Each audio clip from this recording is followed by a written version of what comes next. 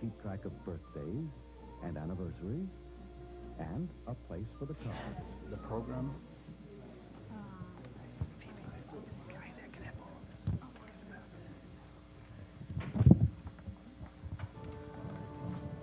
It's academic and it's theater, and it's a place where they both meet. We have the audience and participant for each other. Intellectual practices, historical practices, cultural practices. Examples of women sharing what it is that you do, sharing how you do that. There's no way you can ignore Latinos anymore. Work from all around the world, you can come and see and talk about it.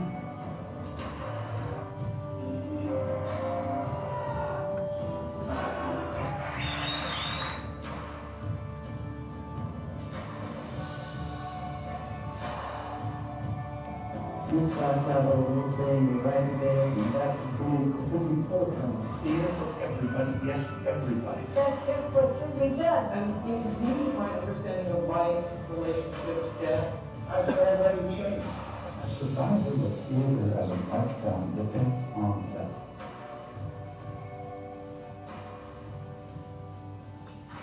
but there's room for it all. There's room for it all. So welcome everybody to the Martin Segal Theatre Center, and again, thank you for watching our propaganda videos. We think it's like television, you know, you watch it a lot of times, and then you believe it's true.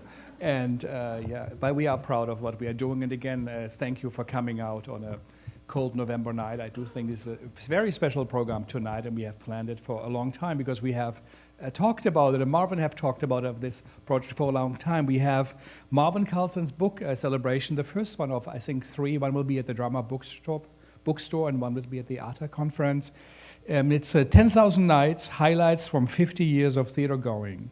Marvin Carlson really went over 10,000 times to the theater, and I think we even put it forward to the Believe It or Not book, but they said we need to see the tickets, and we couldn't produce them, but they said he would be the record holder.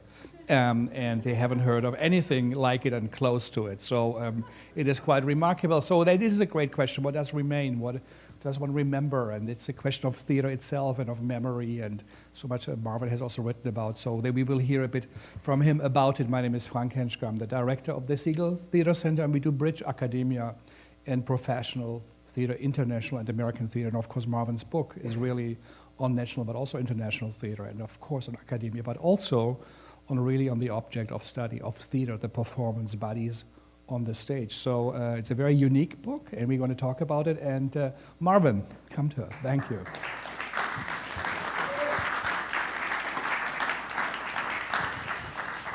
Okay.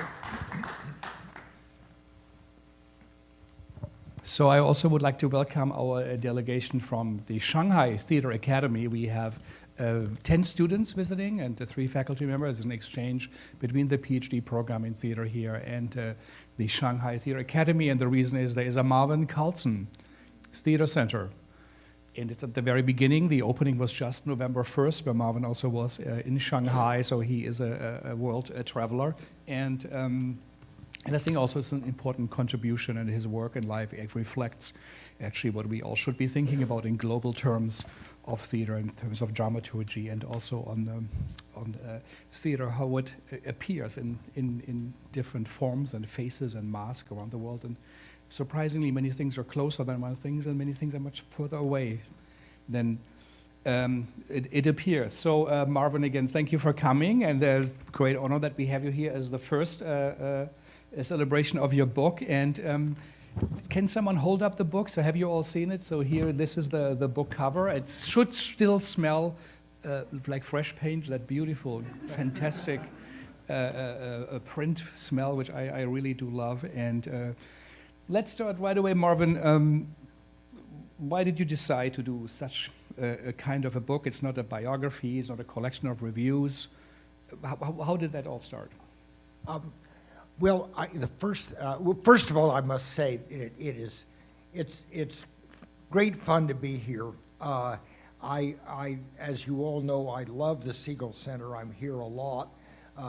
It's a treat to be up on stage and following so many distinguished scholars and artists on this stage. So I have to thank Frank for setting that up, and his wonderful crew who I was able for the first time to watch them putting all the evening together, and it's really very impressive how professional and well organized they all are. Having said that, let me respond to Frank's question. It was not my idea to write this book. Indeed, I don't know that it ever would have occurred to me. Though once I started doing it, I thought, well, it seems like a good thing to do. The idea came from one of the great editors in the field, Leanne Fields, who was in charge of the theater section of the University of Michigan Press, she has published and encouraged and developed many, many important texts in the modern theater. She got a well-deserved award from one of our national organizations as an editor just last year. Leanne, 3 or 4 years ago, came to me and said, have you ever thought about writing an autobiography? And I said, no, I've never thought about it, and I'm not particularly interested in thinking about it. I could understand that you might want an autobiography from me if I were, I don't know, Robert Wilson or Tony Kushner, but I've never done much of anything other than teach and publish and work in the theater. And she said then, you have seen more plays than anybody I know.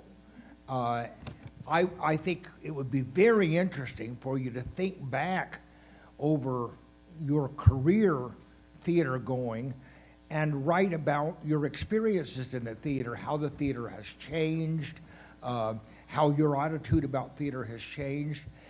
And that really fascinated me. I thought about it for a long time, and the biggest problem was how to do that. That is, as Frank says, I've been going to a lot of plays. I've slowed down a little in the last few years. I only go to about 200 plays a year now. I used to go to about 300 plays a year. But I still go 3 or 4 nights a week. I mean, it's just something I do. And it is just a part of my life. So if you think of a career that started in the late 50s, it is, as Frank says, well over 10,000 productions. The biggest problem then is you can't write about 10,000 productions. What on earth do you do?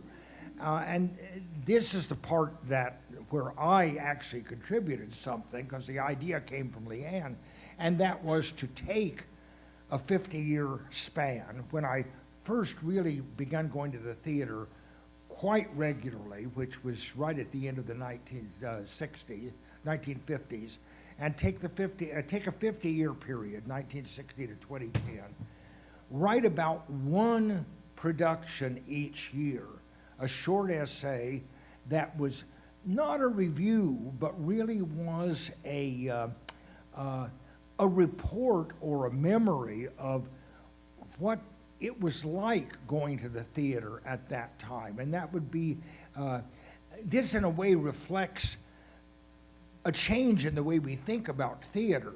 Along about the 1970s or 1980s, there really was a shift in criticism about theater and understanding of theater, shifting from an idea of the theater experience as an object to the theater experience as an event, something that happened, something that was embedded in experience. And that runs through everything that I'm talking about. What kind of event was it to go to this play at this time? And that means I talk about such things as the development of off-Broadway, the spaces, the different kinds of theaters, the development of different styles of acting, with as many specific details as seemed relevant to that. And these include such things as the problem of getting into Sigurtovsky, literally getting into the theater, physically getting into the theater, and so on. Or the problems of physically getting into Spirit House, Amara Baraka's project out in New Jersey, if you happen to be white.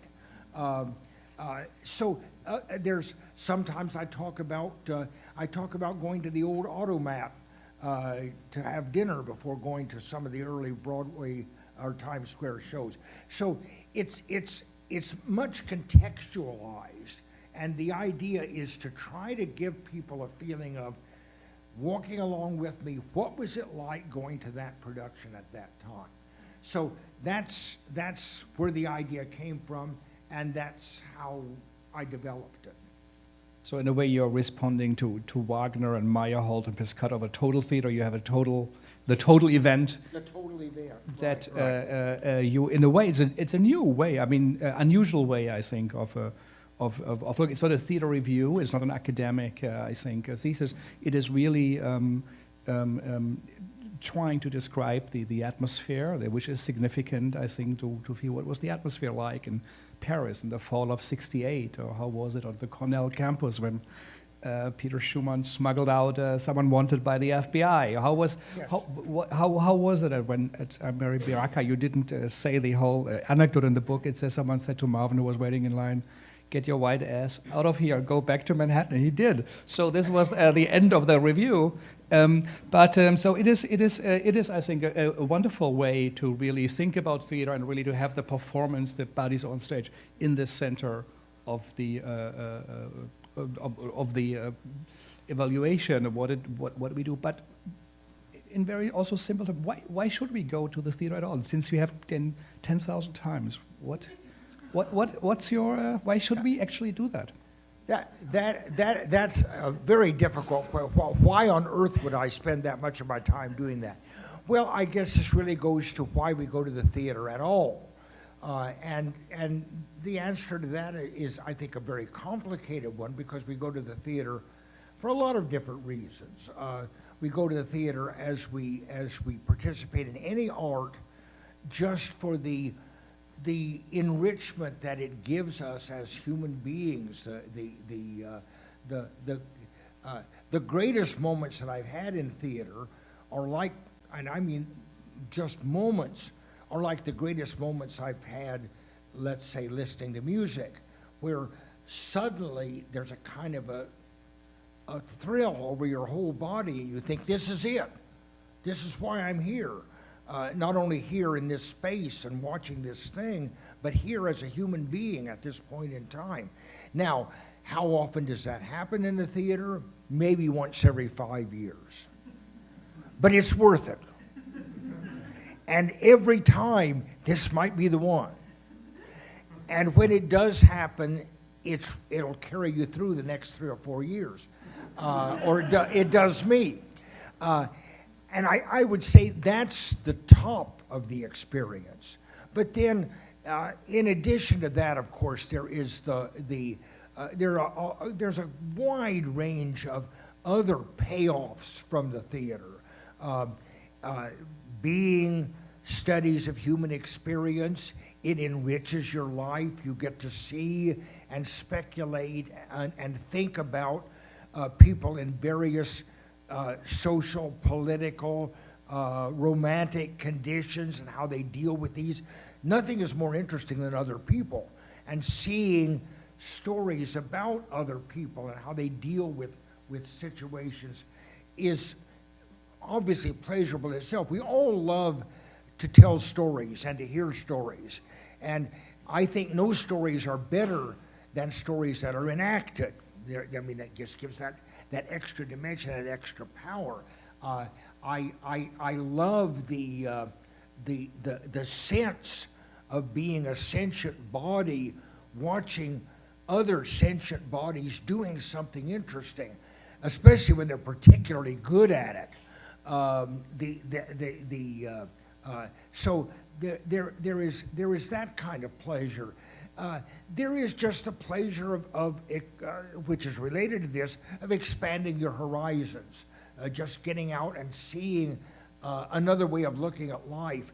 And then, and this is by no means the least of these, there is the great pleasure of coming back to the Graduate Center and talking with my friends about things we've seen. What did you think of that scene or that act or that? And I assure you that half the conversations that go on among the students and the faculty here are, did you see such and so, and what did you think of it, and so on. It gives us something vastly more interesting to talk about and vastly more pleasant to talk about than politics. So those are some, I mean, but I could go on and on, but that's a range. No, thank you. It's of course a basic question, but really thank you for sharing. I mean, we had Taylor Mack here at the last DTSA celebration, the Booth Award, and he came up with the American Songbook. In a way, this is Marvin's playlist or Marvin's theater songs you like. Tell us a bit about the process. Is it a new canon you were looking for, or what was the idea behind? Are you establishing also one unintentionally, and what was the process? Well, to go to the canon directly, absolutely not. The last thing I would want to do is establish a new canon. We've spent the last 20 or 30 years trying to get rid of canons, and I would hate to be guilty of setting up another one.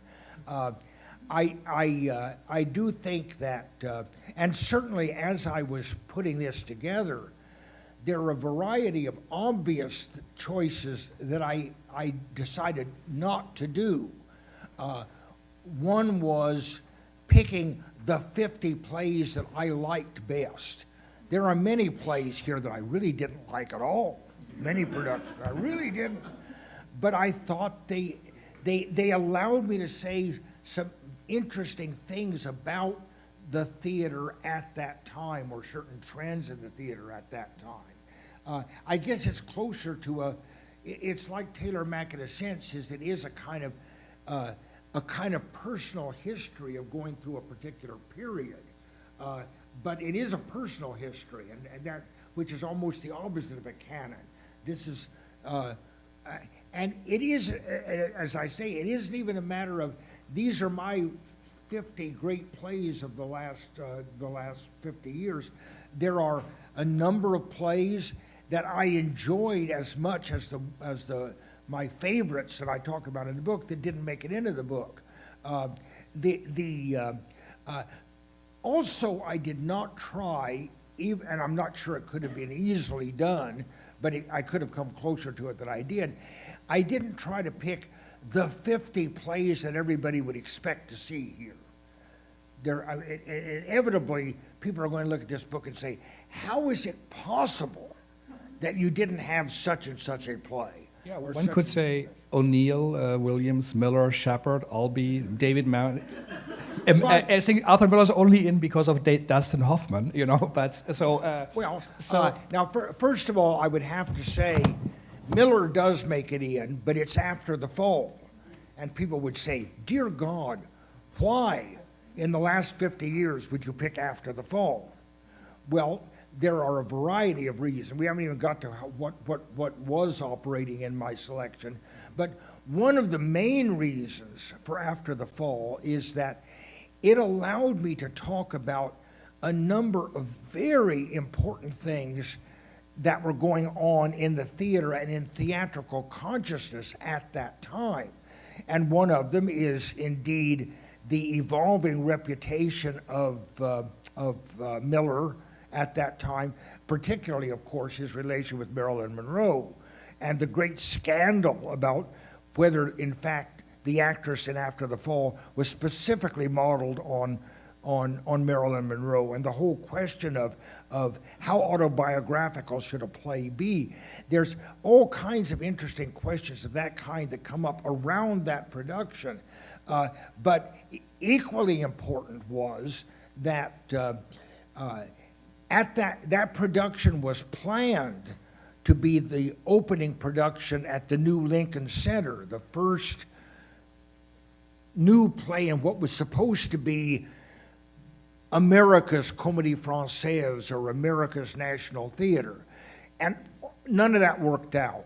The Lincoln Center wasn't yet finished. A temporary theater was built down in the middle of Washington Square. That was where the production was done.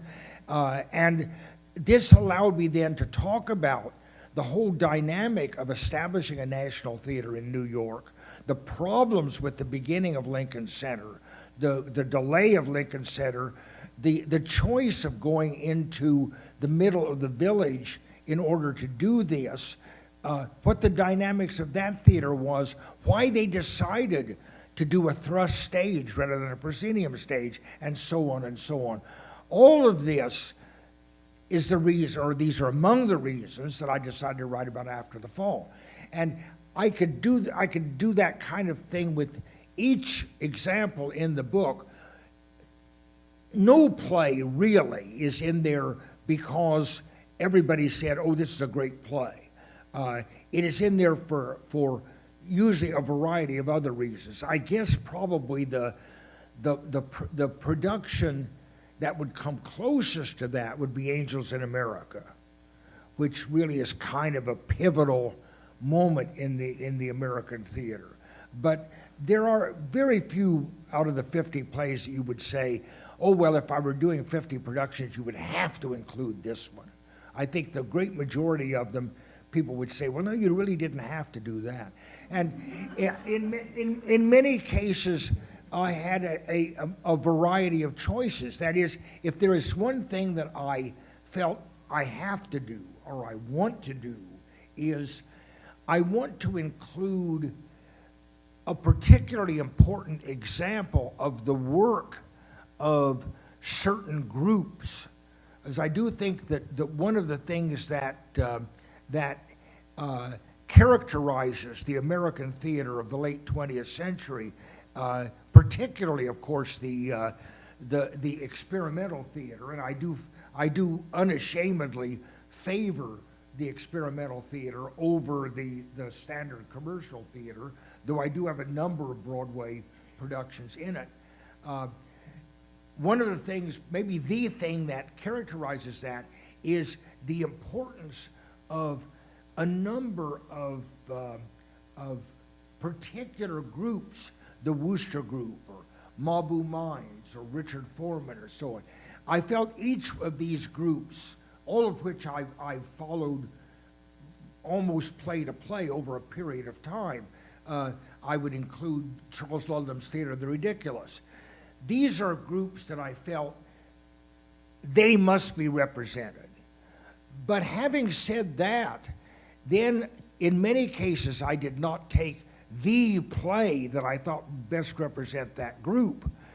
And there are several reasons for that. Sometimes the play that I thought really ought to represent that group, I had 4 other plays competing for that year. And I thought, well, I really need to do this, and so I'll pick them up somewhere else. And other times, the most famous play did not allow me to make points that I could make with a less famous work. I think the obvious example would be the first play in the book was really the first memorable professional production that I saw in New York, and that was The Fantastics, which I saw the year that it opened. And I think almost nobody would quarrel with that choice.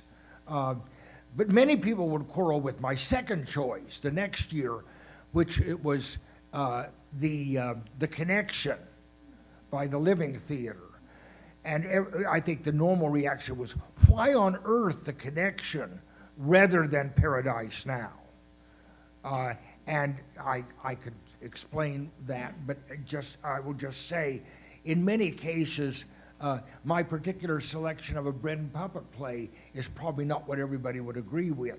I think with Charles Ludlam, I knew there had to be a Charles Ludlam example in this. Many people would say, well, obviously it's The Mystery of Irma Vep, but they're wrong. Obviously it's Camille. That is, for me, the great production. So in some cases it is just a matter of personal taste, but usually what decides me is which production allows me to move out from that production and give a kind of insight to the late 70s or the early 90s or whatever in the theater. So, and coming to process, I think there was a report about the great American comedian, I think Joan Rivers, and they found about 10,000 note cards with joke, and like in jokes she had in little metal filing cabinets. How do you do? So do you have notes, or do you? How did that work? Well, a good question. You think? I mean, people who have read the book say, "How can you possibly remember all that stuff?" Do you really keep extensive notes? And the answer is no. The only time that I take extensive notes in the theater is on the relatively rare occasions where I actually have been appointed or commissioned to write a review, and I know I'm going to have a lot of detail, and I have a number of such notes, and of course, the plays that I did write reviews of, I have my own reviews. Usually, and of course this differs production to production, but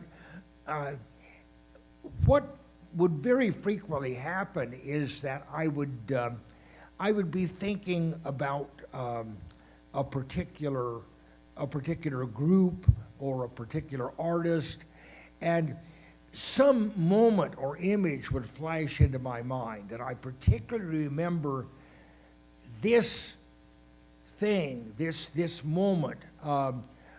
Maybe it was one of these great thrilling moments that I mentioned, but it usually isn't. The only thing just off the top of my head that I remembered in any detail about the connection was something that happened during the intermission. And that got me thinking about the situation, and then once I had said, okay, I'm going to write about Marat Sade, or I'm going to write about Angels in America, or whatever, I then went at it just like a traditional theater historian. That is to say, I went back, I read the reviews at the time. I hate reviews. I almost never agree with them, but still they got me kind of back into the mood of the time. I would usually read the whole paper the review appeared in so I could get myself into the world of that period, including the weather reports. What was it like the night I saw that play? And sometimes you never know what's going to click. I will think, oh, yes, I'd never been so cold in my life as I was. The night I went to see After the Fall, it was bitter cold. It was just terrible. And of course, Washington Square is in the middle of nowhere. There's no, as you know, there's no subways nearby. You really have to go out in the worst area. Not in terms of safety, but in terms of distance from any warm spot. So all of these things fed into it. Many of these groups, like the Living Theater, obviously, a number of books have been written about them. I would go back, I would read these. In some cases, I would say, oh, yes, that reminds me of something in the play. In other cases, I would say, oh, no, that's wrong. It really didn't happen that way. But they were all jogs to the memory, and as I kept looking into different reports, I have not kept the programs. I did for many years, but then they began to overwhelm my office. But I did go up to Lincoln Center and get the programs and go back and look at them, and that all of these things, anything I could think of to jog the memory, look at photographs of the production and so on. So, and as I wove the web of the material, then that would bring back things as well. When I was writing about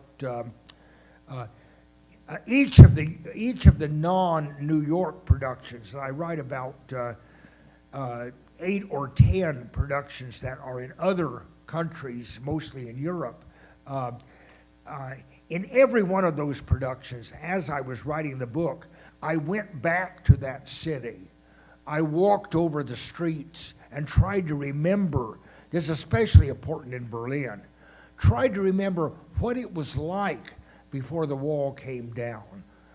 What was the general feeling of the city at that time? And I did this with each of the cities that I worked on. So and indeed I did that in some cases in New York. I went back to spaces that I hadn't visited in 20 or 30 years where I saw a particular production. And sometimes everything is gone, the building is gone, the neighborhood has changed. But in some cases, they haven't changed much, and all of that helped trigger memories. So it really was a rather complicated process, and a fun process. I love doing this. So one could feel that you were so happy that Cafe Reggio was still there after all these years where you, over the 50 years, you could always go back and it's still there, you know? And That's right. yeah. So even so, someone said theater really is about what you see and what you hear. And what you describe is actually really very close what you see and what you hear, perhaps also what you felt and smelled. Let me just give you one small example of that. That is, I have a couple of productions in Berlin. One is before the wall and one is after. And going back and writing about the experience of going back over the wall into East Berlin to the Deutsches Theater, as I was going back and retracing that and thinking about those spaces, I went into the there is a museum near the Friedrichstrasse station that is a museum of the Stasi, the secret police, and of the checkpoints and so on. And in the museum, they have recreated the little booths that you used to have to go through where you were examined by the East German police before you could go on into East Germany. And then you also had to go out. You had to be re-examined as you went back out. I had quite forgotten that, but I got into one of those booths. I thought, I remember this. I remember this, the feeling of this. So there was a lot of that kind of experience that came back that I wasn't at all expecting, just to be in a particular space. Same thing in going in, when I was writing about The Lion King, I went, of course, as most of you know, the Amsterdam Theater is an incredible space, with incredible interior decoration. And I remembered how impressive the interior decoration of the theater was, but I didn't remember in detail because I hadn't been looking at it in those terms. So I somewhat reluctantly bought a ticket for Aladdin or whatever they were doing at the time, just to go back and walk through the spaces. And then I noticed things like, as you go out of the space, as you go out of the theater, you look up over the theater, the last thing you see in huge letters over the theater as you're going out into the street is progress. And I thought, yes, I remember that. And I remember thinking, when I went to The Lion King, that was the only theater that had opened in the 42nd Street development. The Victory Theater was ready to open, but it hadn't opened yet. And the whole rest of that block was dark. All the porno shops had been closed down, and they were getting ready to boost up that area.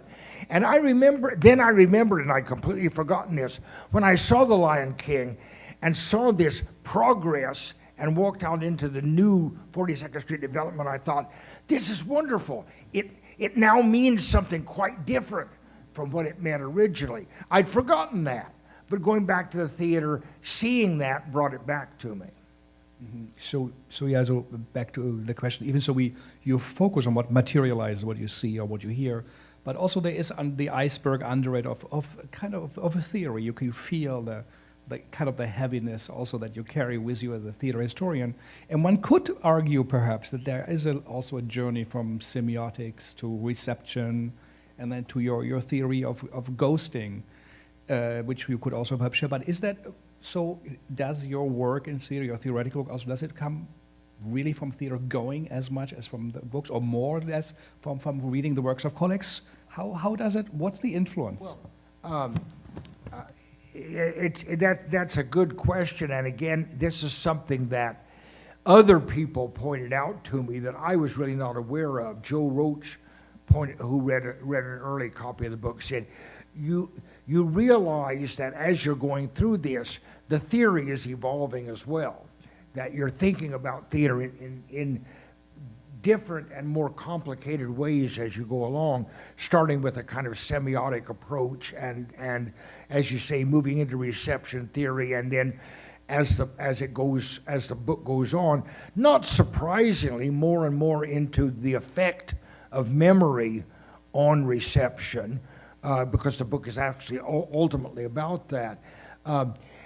I think that's true, and even as I go back and think about how I saw the Fantastics and how I processed it the first time around was very different from how I would see it today, because just what's happened in my own mind and what's happened in the theory.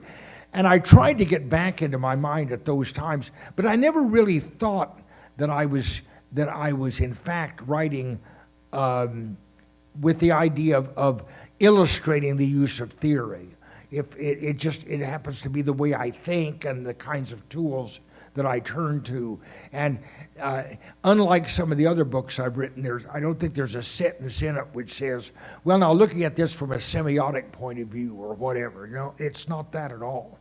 But anybody who knows reception theory or semiotic theory can doubtless say, oh, well, that's what's behind this way of looking at the material.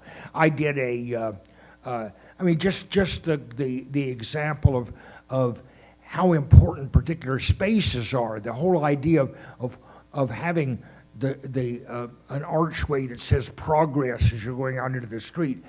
I did a book on the semiotics of theater architecture, of what do all these symbols and statues and decorations mean in the theater, quite aside from what's going on the stage.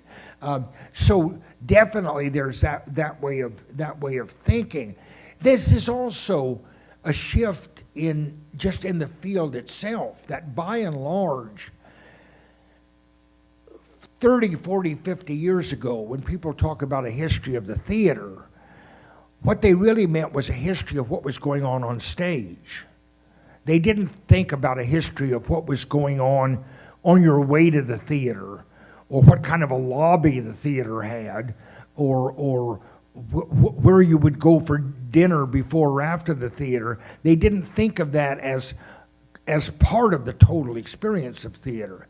That's not my invention. I think the first theorist that really argued that seriously was Richard Schechner back in the 60s. But it is very much the way we think about theater now, and it is theoretically inflected. But I never thought of this as a theoretical book. I thought of it as a historical book. Yeah, I think also Gertrude Stein early pointed out that half of theater is the ritual of going there, preparing, dressing up, meeting the friends, seeing the play, talking, going to dinner. That these kind of social ritual that it provides is half of the soup. What I found also interesting in your collection, like the Nabokov who collected the butterflies, or Humboldt who collected the stones, you feel like you went and with great care and described them and categorized them as was also a bit of a view from outside, not emotionally, personally, not with an agenda. But what I thought interesting when you go back to the connection is that there's some guy came to me in the intermission and talked to me, and I didn't know was he an actor or not.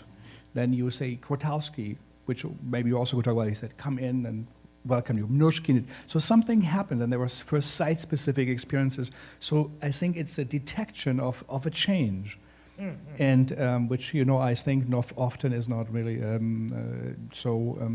becomes so clear. So especially your memory, I mean, of going to see the Grotowski work. I mean, that's stunning what you felt, and if you could comment on it or. Well, I think it is true that in many cases, I'm not sure that I'd thought about this before, but as you say this, Frank, it does seem to me in many cases why I decided to talk about a particular production was that in that production, I became aware of something that I hadn't been aware of before. I haven't seen this in the theater before, or at least I haven't thought about this in the theater before. This is another thing that keeps me going to the theater is the surprise. Sometimes it's an unpleasant surprise, but usually it's a pleasant one of here's something new. I haven't seen anything quite like this before. And even more pleasurable is I haven't seen anything like this. I haven't thought about anything like this before. And it makes me think about theater in a different way than I did before. And quite a number of the productions are that. Yeah. They're opening up a different perspective.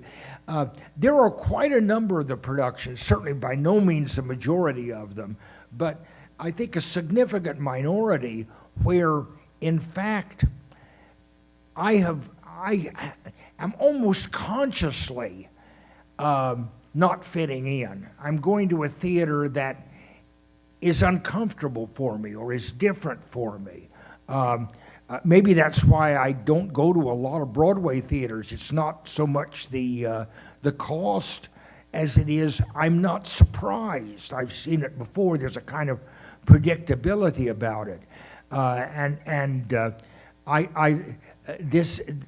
one of the things that appealed to me about going to the theater is ridiculous is I'm flagrantly heterosexual, and the whole homosexual camp sensibility I just found fascinating, and being in it and being a part of it and having that particular experience, I just found a marvelous thing. That Frank mentioned the time that I went out to the Spirit House in Newark when Leroy Jones, Mara Baraka, had opened his theater there, and it was in a really tough black neighborhood, and I felt already threatened just going there, and I knew damn well I would be the only white face in the house. That wasn't the only time that happened, but I came to the door and was confronted by a big black doorman who said, "What are you doing here?" And I said, I came to see the production. And Frank mentioned this, I mentioned this in the book, and he said, "You get your white ass back to the city," which I did. That was an extreme example. As a contrast, let me say that I went to a lot of black theater. That was the only time I ever had a problem, but very often I was the only white face in the audience, and I found that kind of experience really quite fascinating. Over the years, I've often gone to the Wow Cafe, and in the early days, not quite so much anymore, but in the early days, I was always the only male in the audience, always. And after a while, I realized I was probably the only heterosexual in the audience as well. I wasn't aware of that at first, but it got through to me. And so part of it, in these situations where this kind of forces me to stand aside and say, what is going on around me here? It's something that is not part of my world at all, but I can serve as a kind of objective observer of it. When I'm describing my early experience at the Wow Cafe, the image that I use in the book is that I felt when I went to the Wow Cafe like a big, shaggy, but not threatening, wet dog that had come in off the street. That as long as he didn't cause a fuss, people thought he was kind of cute. I was treated very well, but it was peculiar. There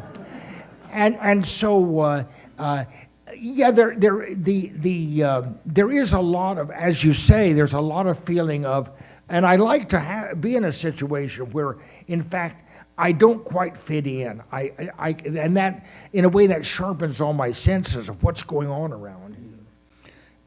Since you spoke of animals, what is the white tiger you miss? What are things you say, I just really wish I would have seen this in the US or internationally? What do you feel, if you had seen it, it might have made it into the top 50? Oh.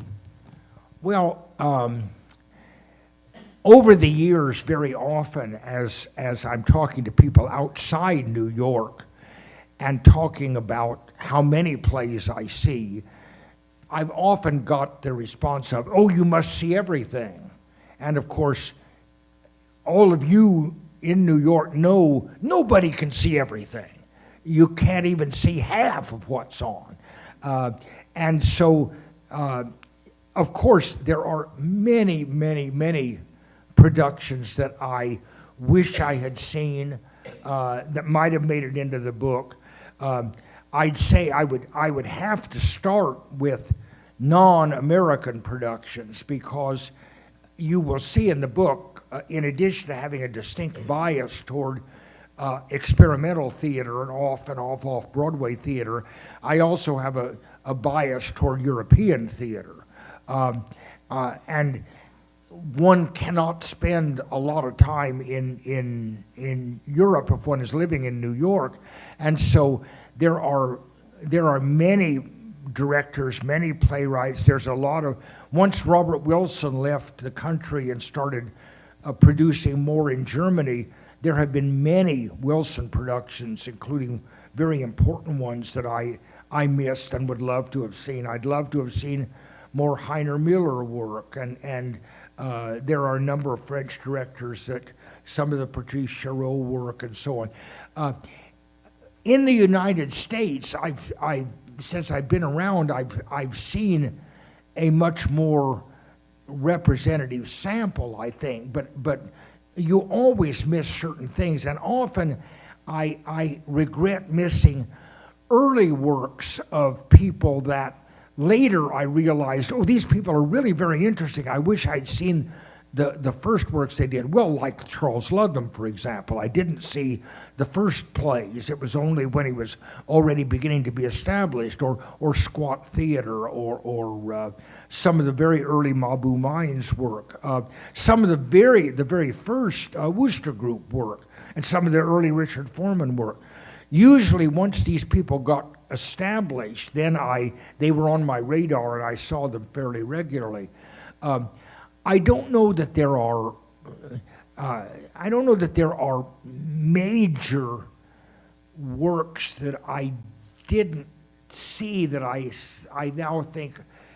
Well, had I known better, or had I been more interested, I guess they would be musicals. I'm more interested in musical theater now than I used to be, and I didn't go to a lot of really wonderful musical theater of in the 60s and 70s. I saw Hair, of course. There were certain things that everybody saw. And I did see Funny Thing Happen on the Way to the Forum, which is the third thing. But I saw that really because I was interested in Zero Mostel, not because I was interested in musical theater. And I didn't even know who Stephen Sondheim was at that time.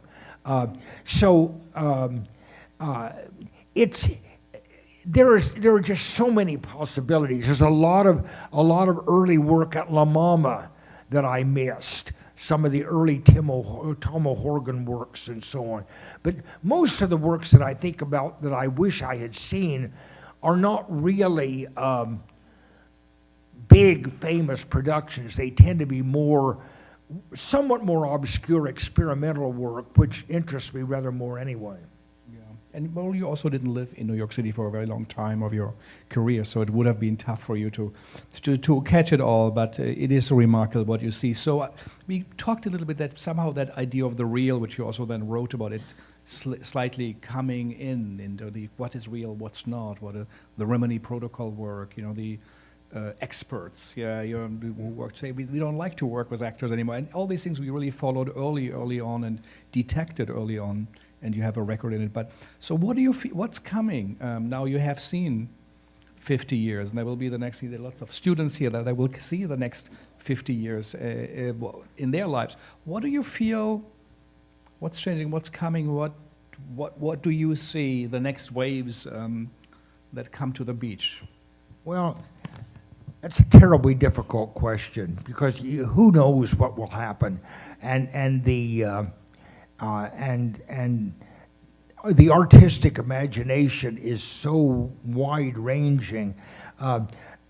I do think that not only the last 50 years, but I would say pretty much the last 100 years, in all of the arts, there has been a kind of a feeling that I think was best articulated by a dear friend I had at Cornell, who was a professor of art history, and who used to say, the main question in modern art is, what can you do and still call it art? And there is that feeling of pushing the boundaries. How far can we go? What new things can we do? And each time you think, well, it really, and I think one of the things that we've seen, as you say, Frank, over the last, well, certainly over the last 50 years, and to some extent further back than that, but especially then, is the increasing challenge of the borderline between mimesis or theater and real life. And I think the most recent, most striking example of this are things like Jerome Bell's Disabled Theater, and the theatricalization of real disabilities. And I guess another example of this, of a different form of this, is what Nature Theater of Oklahoma and people like that are doing, of real speech, the presentation of not literary, not elevated, but actual found speech and found material.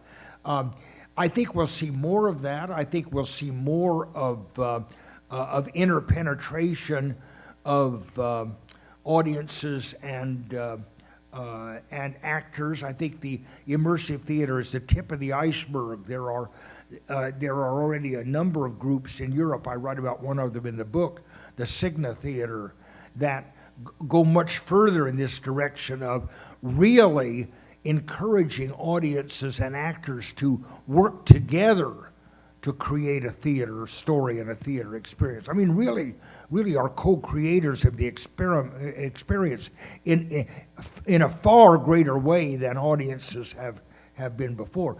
I think we'll see more of that kind of work. There's no question we will see more of the utilization of emerging technology, more influence of digital work and computer work, more use, and there's already a great deal of this, and this has been steadily growing ever since the 70s, of intermixing of film, video, live video, and the performing body. I'm somewhat conservative about this, and that is, to me, all sorts of things can be thrown in, but unless somewhere you have a living body, it's not theater. Not everybody agrees with me about that, but I think there's no question that is another area that is going to be more and more developed. there is a growing, I can't say separation, but a distinction between the theater experience, the performed action, and the pre-existing text. That up until modern times, a play basically was the physical reenactment of a pre-existing text. That still is true, and I think will continue to be true, but I think we're going to see more and more other kinds of activity that are called theater that are much more separated from what we normally think of as a dramatic text. All of those things are around already, and I think will continue to change and develop, and who knows what will come in the future. Though it will doubtless be in large part affected by what kind of technological world we're living in. Well, this is, I think, something we all will be wondering, and I will be excited to go. And the reason to wait for the perfect game, the perfect play for the next 5 years, and something will come, always has, and someone is working right now on it, and we don't know it. As you say, we might not see the early work that is changing. Maybe, Brad, we could put up a little bit of the light to the audience. So thank you for listening, and I really think it's a rare moment to listen to someone who really has watched the field, has been deeply engaged in writing also, and influenced the field. So Marvin, really, thank you for sharing, and thank you also for writing the book for everybody.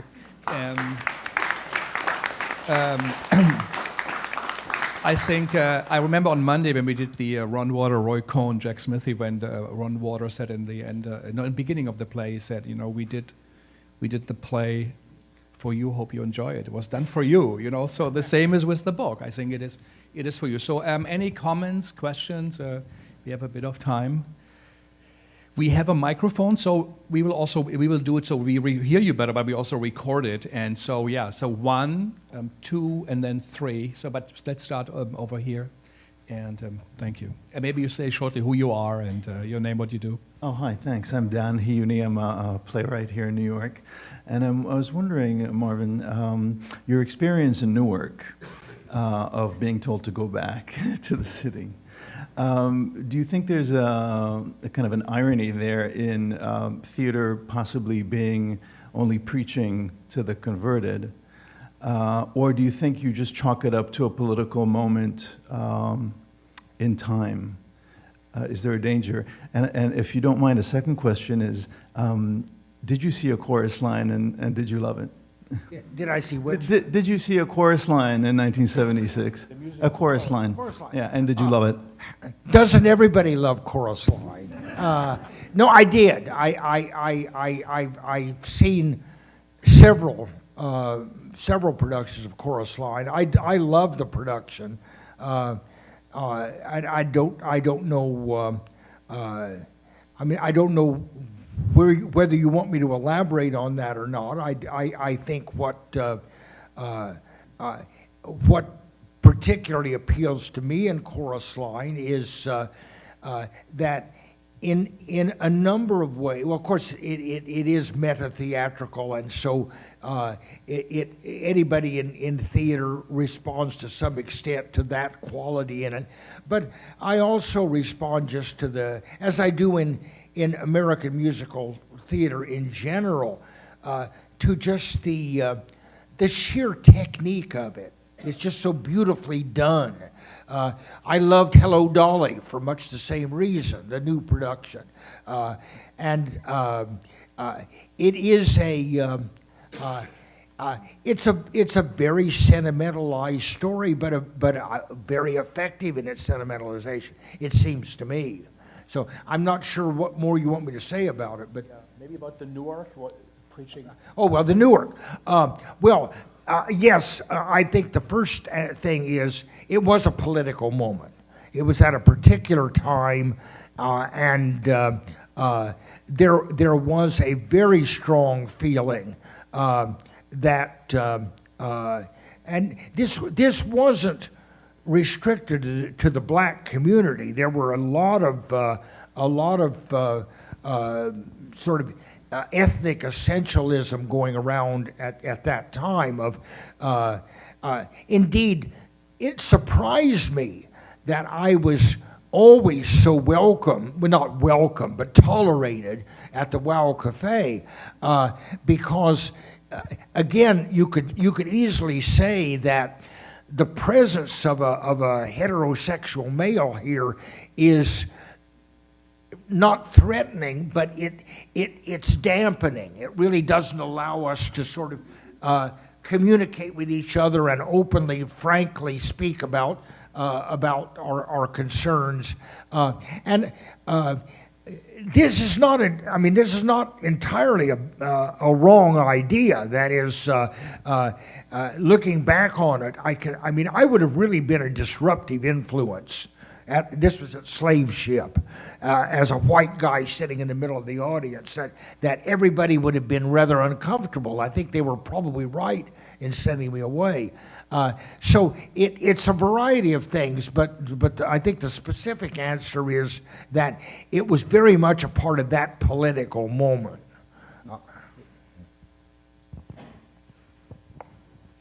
I was wondering whether the years you spent teaching at Cornell made it very difficult for your theater going, since it was so far away from New York City. Well, yes, it was difficult, but I was determined and I was young.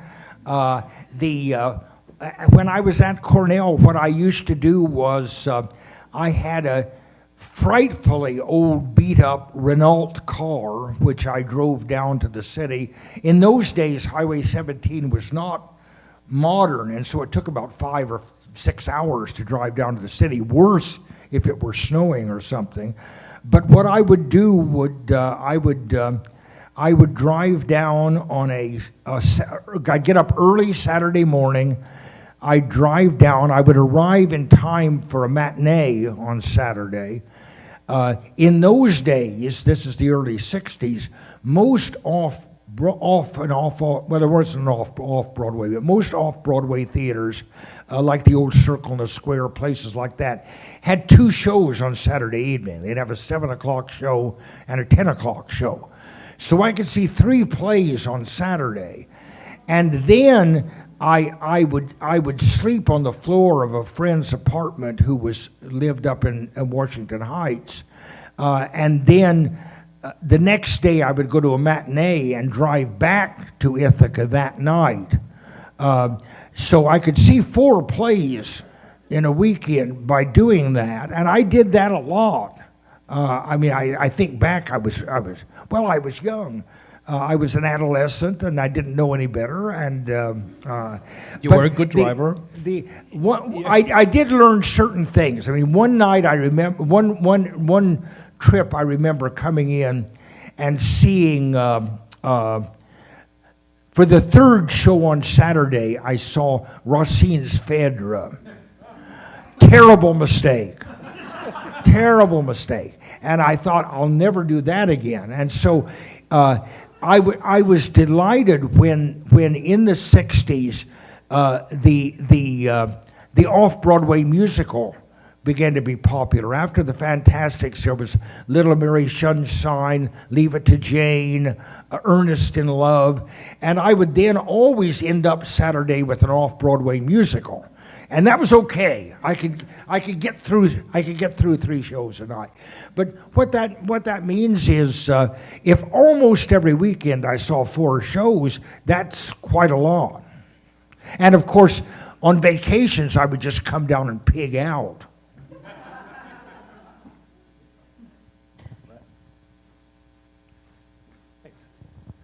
Hello. Oh, that's loud. Hi, I'm Brad Krumholtz. I'm a PhD candidate here at the Graduate Center, and Marvin is... Great to see you. Good to see you, too.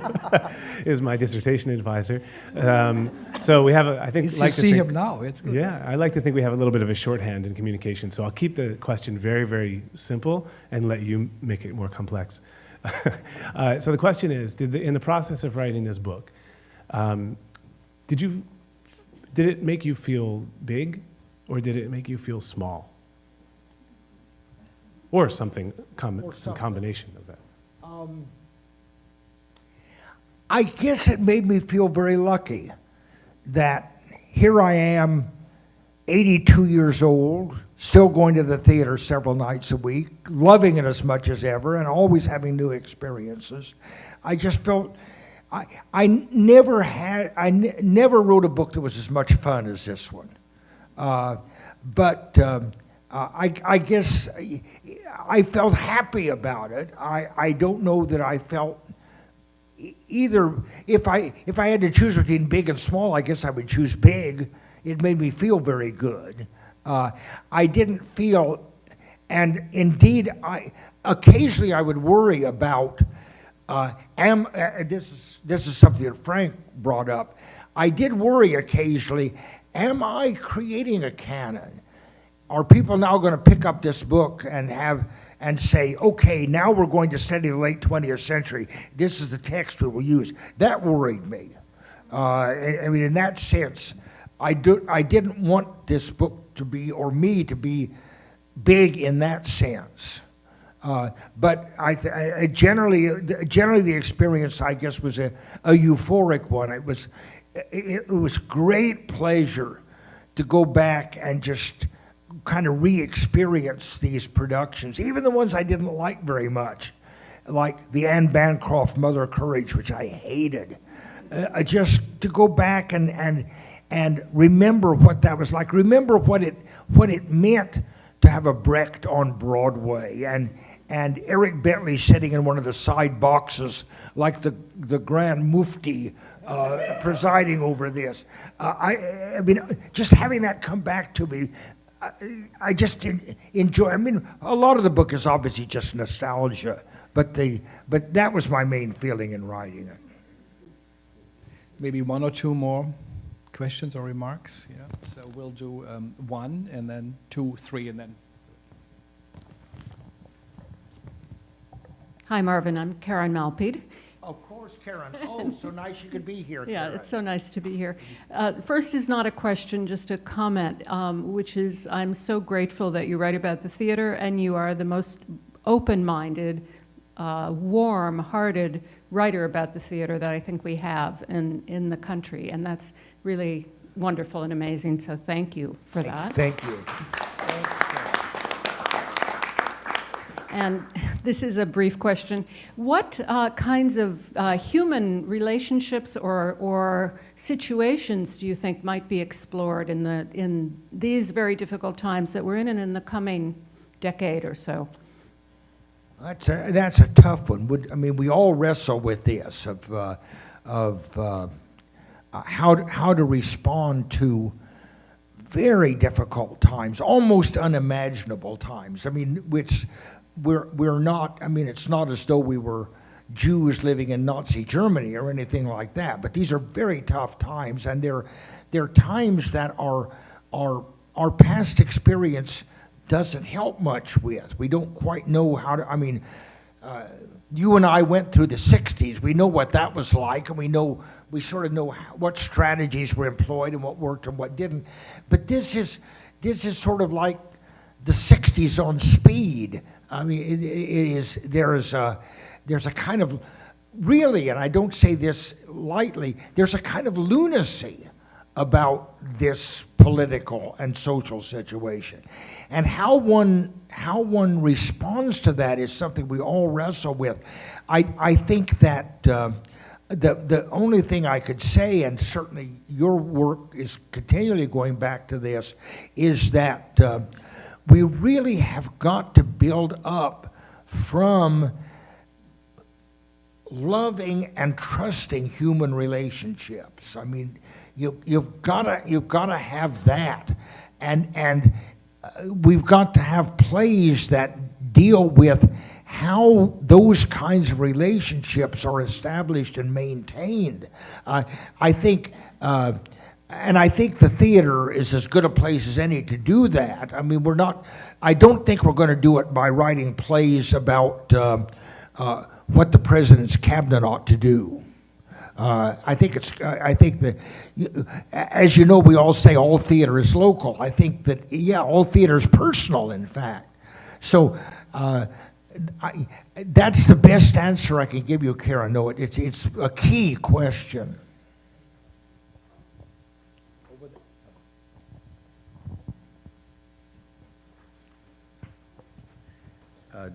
Did you happen to see the New York revival in the 50s and 60s of Brecht's Threepenny Opera at the Theatre de Lys with Lotte Lenya?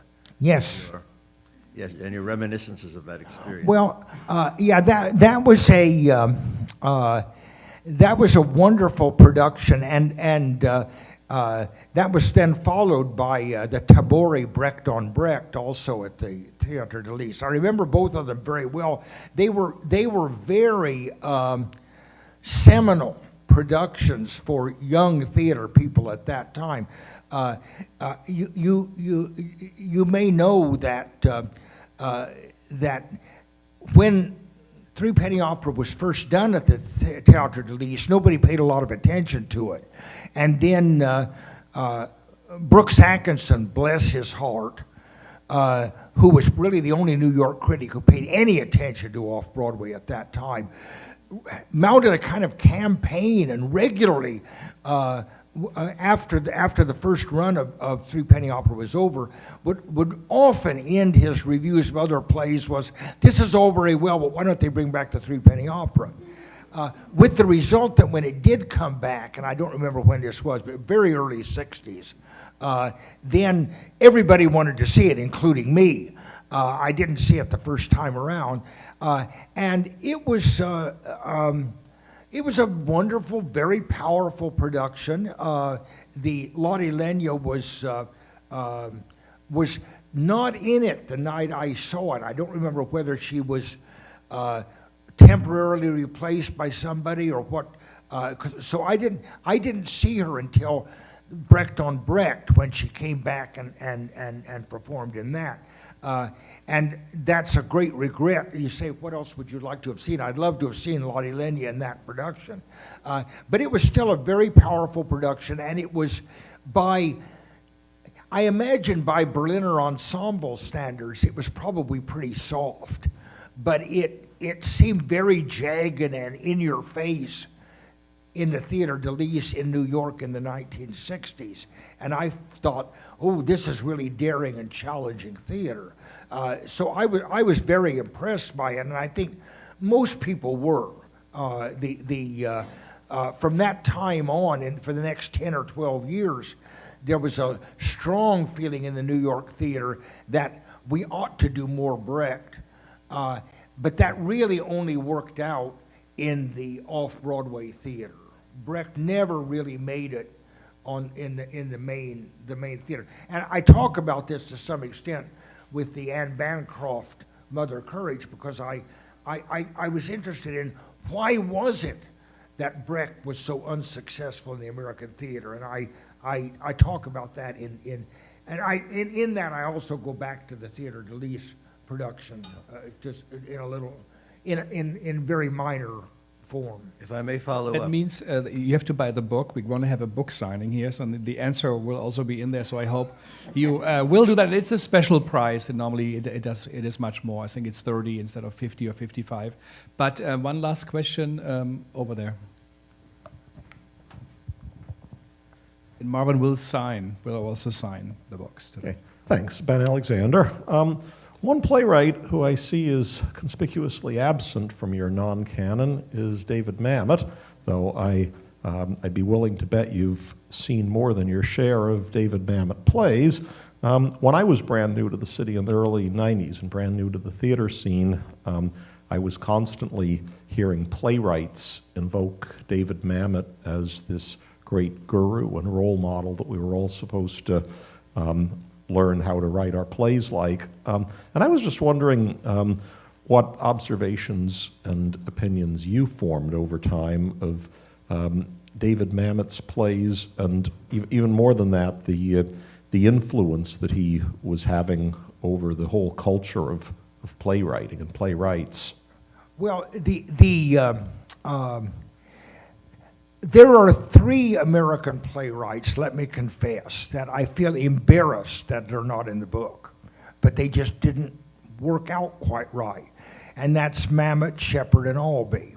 And you think, how could you possibly write a book about 50 years of playwriting that's based on America and not have an example of any of those three people? Well, I have August Wilson, I have Stephen Sondheim, I have Tony Kushner, and I guess, to be honest, if I had to pick one trio over the other, I would go in a minute for the ones I picked. But as Taylor Mack says, this is my 50 years. Of the three people, I think that Shepard is the most original, and if I had a play in there, it would definitely be Buried Child, which I think is a wonderful play. I don't think Mamet is as original, though I like him a lot. I think that, like a lot of playwrights, his earlier works are the best. I think he's faded over the years, or become a little more repetitious. I think that that he certainly has left an important body of work, and his plays will be revived, although I think probably not as much as Albee's or Shepard's. But you also point out a very important thing about Mamet, and that is that, like Albee, less like Shepard, he has been not only an inspiration, but specifically an encourager of young playwrights, and he's made a very important contribution in that way. Just the work he's done at the Atlantic Theatre over the years in itself is a very important contribution. So I am faintly embarrassed that he's not in the book, only faintly, but I am faintly embarrassed. Well, thank you so much, but I think this is something we can all be very proud of to have heard tonight and to have your book. So I'm waiting for Marvin and his work, and hope you join us for the reception.